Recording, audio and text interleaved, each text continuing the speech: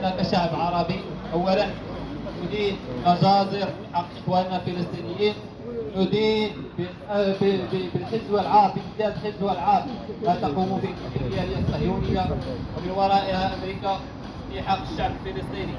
لكن اليوم احنا كأساتذة وكعمال وكفلاحين وكرجال أمن نحيي هذا اليوم. سائل أنفسنا عمال ديال قطاع غزة أين هم؟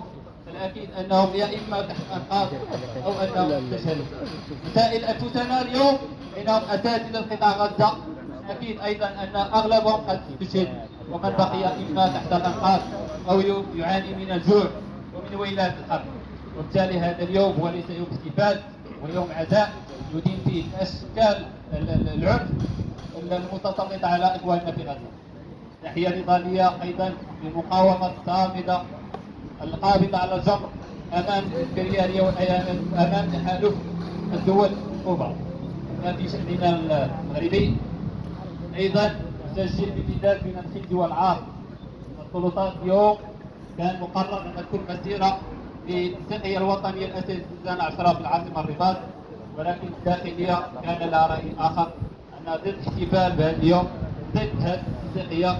وهذا ما يؤكد أن تكالبت علينا وزارة التربية الوطنية ووزارة الداخلية من أجل إسكات هذه التقية. وبالتالي احنا في التقية نقول التقية الجهوية الأساسية زنزانة 10 في جهة الداخل والذهاب، نقول أننا كانت التقية ماضونة في برنامجنا النضالي، والاحتفال سنحتفل في يوم المال عندما نخرج من الزنزانة، فلا أظن أن شي واحد في الزنزانة يحتفل. وبالتالي احنا نعبر عن الغضب الشديد المنع إلى المسيرة ديالنا اليوم بالرباط، ونحيي جميع الإطارات المتضامنة مع ملف الزنزانة والتي تدافع بشراسة الحل الهدفي. نقول ونحن من داخل زنزانة جهوية الأساسية زنزانة 10 أن فاتح ماي بالنسبة لنا اليوم كما قلت هو يوم عزاء، وبالتالي الاحتفال غادي يحتفلوا كاملين نهار غيتحل الملف ديال سيد من خارج السلم، غادي يحتفلوا كاملين نهار غيتحل الملف ديال الدكاترة، غنحتفلوا اليوم غتشوفوا النظام الأساسي ديال المبرزين والمبرزات، غادي يحتفلوا فتشوفوا حل عادل ومنصف، أساتذة قابعين، أساتذة الذين فرض عليهم التعاقب، غادي يحتفلوا كاملين عندما غتحل الملفات ديال جميع الشغيلة التعليمية، وغنحتفلوا عندما يكون للمغربي كرامة وحقوق هذا الوطن.